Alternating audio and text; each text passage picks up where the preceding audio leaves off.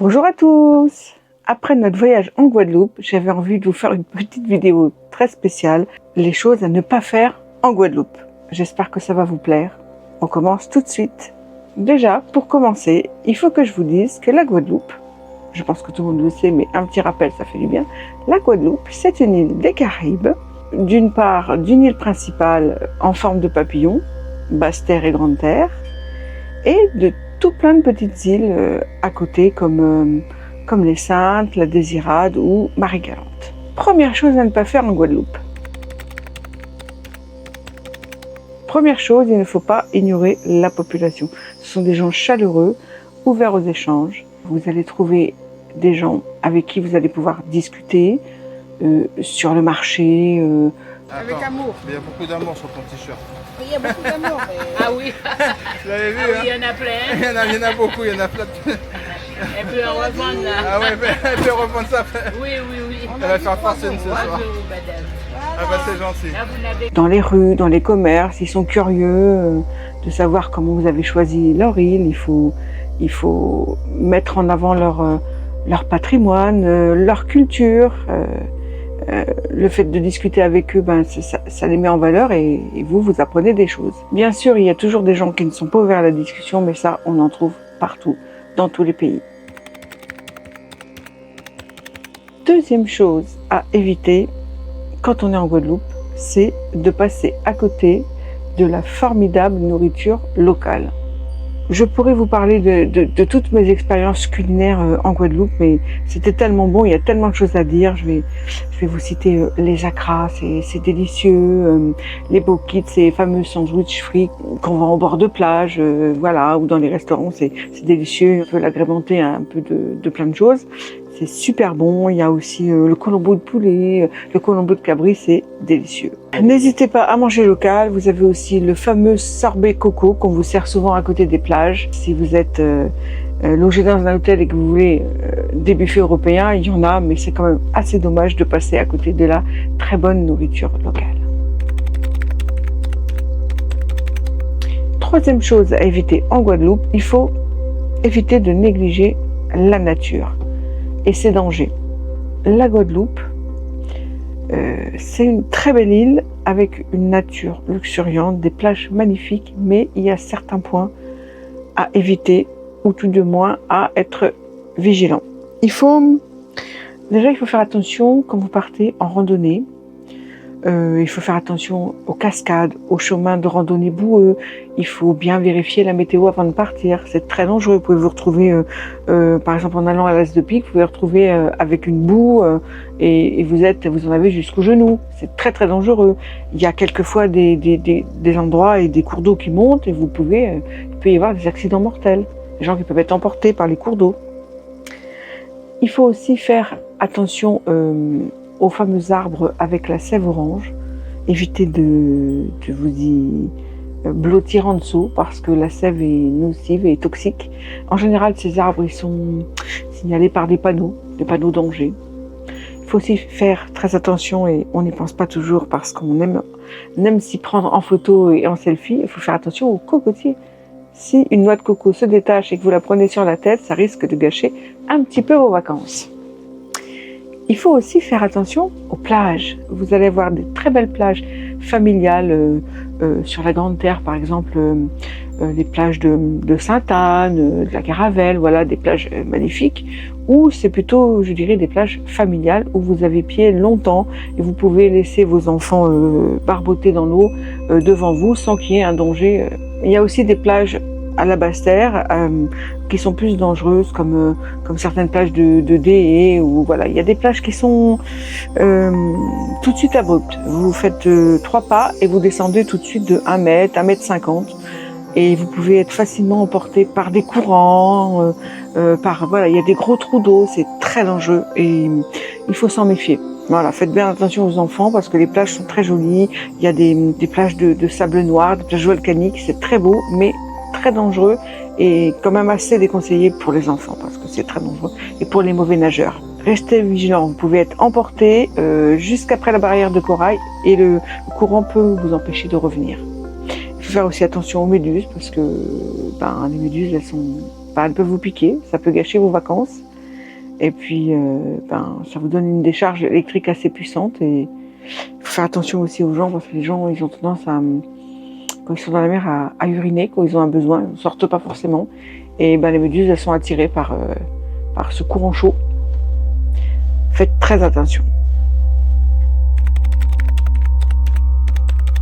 Quatrième point, il ne faut pas négliger tous les très beaux hôtels de l'île. Même si vous avez pris une location, ne pas hésiter à prendre une petite nuit supplémentaire dans un des très bels hôtels de l'île ou boire un petit verre.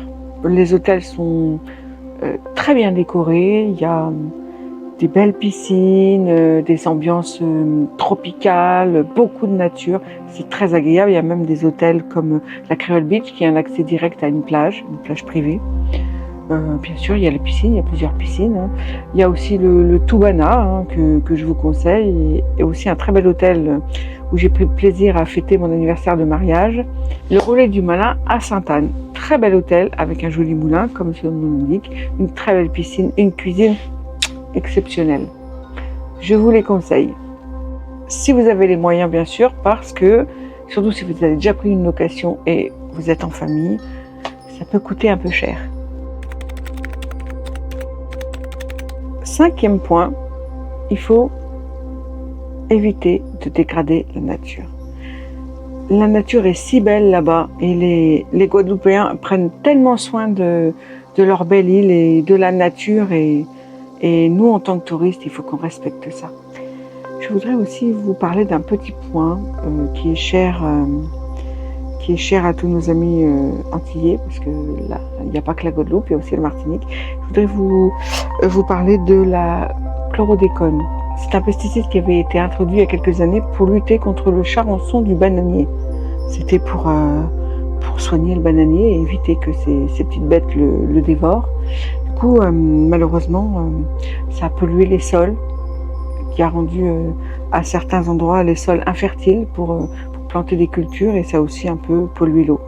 Donc c'est un point négatif et c'est triste pour toutes les populations qui habitent dans les Antilles.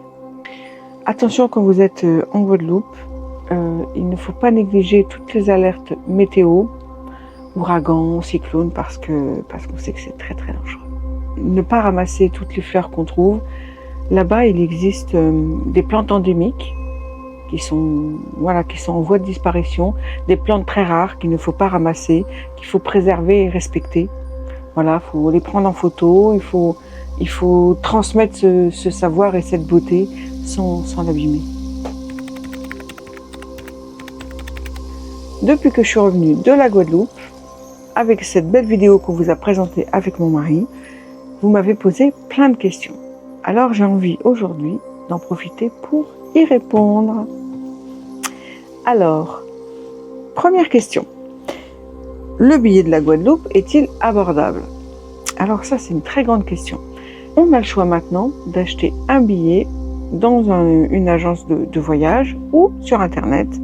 C'est vrai que pour moi, pour mon expérience, je trouve que les billets sur Internet sont un petit peu moins chers et on peut souvent le payer en plusieurs fois. Malgré tout, je trouve depuis plusieurs années, les billets pour la Guadeloupe, ils ont augmenté. Il y a des saisons où c'est moins cher et il y a des saisons où c'est plus cher. L'été, c'est très cher les billets en Guadeloupe, mais globalement, ça a augmenté. Donc, si vous voulez partir en famille, il faut vous y préparer, chercher ce qu'il y a de mieux pour vous, faites le tour des agences, regardez sur Internet, réfléchissez à la période où vous voulez partir et organisez-vous parce que c'est vrai que c'est de plus en plus cher. Alors, deuxième question, combien d'heures de vol y a-t-il pour aller en Guadeloupe? Alors, la plupart du temps, on va parler d'un vol qui est direct. Ça dépend bien sûr des compagnies, mais en général, tous les vols directs que j'ai pu faire, ça tourne autour de 8h20, 8h30, 8h40 de vol. Il ne faut pas oublier que en hiver, il y a 5 heures de décalage entre la métropole et la Guadeloupe, et en été, il y a 6 heures. Est-ce que les courses en Guadeloupe sont chères? Alors je vous répondrai oui. Alors oui, si vous voulez manger du continental, c'est cher. Tous les produits laitiers importés, c'est cher. Mais voilà, après on fait comme on peut en fonction de là où on est. Je pense qu'il est préférable de manger local, parce que le local, c'est produit sur place et c'est donc un petit peu moins cher. Vous mangez un bon poisson, des choses qui sont faites sur place et ça sera beaucoup moins cher. Voilà, en plus consommer local, c'est très bien pour l'économie. Une question qu'on m'a posée aussi, est-il plus avantageux de partir en hôtel ou de prendre une location? Je dirais que ça dépend de chacun. Ça dépend aussi de la durée de votre voyage. Nous, quand on part, avec mon mari, quand on part 1 mois, on préfère prendre une location. Comme ça, on est libre de nos mouvements, on peut cuisiner sur place. Bon, qui n'empêche pas que si on a envie de se faire une petite nuit d'hôtel à part, on peut le faire. Parce qu'on a envie aussi de visiter un petit peu la culture locale et ce qu'il y a de joli ce qu'il y a de joli en Guadeloupe. Mais voilà. Après, ça dépend aussi si vous venez que pour une semaine et que vous voulez faire du farniente. On a pas mal d'hôtels où vous avez petit déjeuner compris ou demi-pension ou pension complète où vous vous promenez à la journée et puis vous rentrez à l'hôtel pour manger. Bien sûr, il y en a qui vont préférer une semaine tranquille où toutes les vacances sont organisées, et comme au Club Med. Voilà, il y en a un très joli Club Med de la Caravelle, mais après c'est libre à chacun. Après on peut faire un mix, hein, une partie en location et une partie en hôtel. Après c'est vous qui composez votre voyage. On m'a aussi demandé quels sont les différents moyens de transport en Guadeloupe. Alors bien sûr c'est une île, donc il n'y a pas de train, il n'y a pas de métro. Il y a essentiellement la voiture, il y a une autoroute, il y a beaucoup de nationales.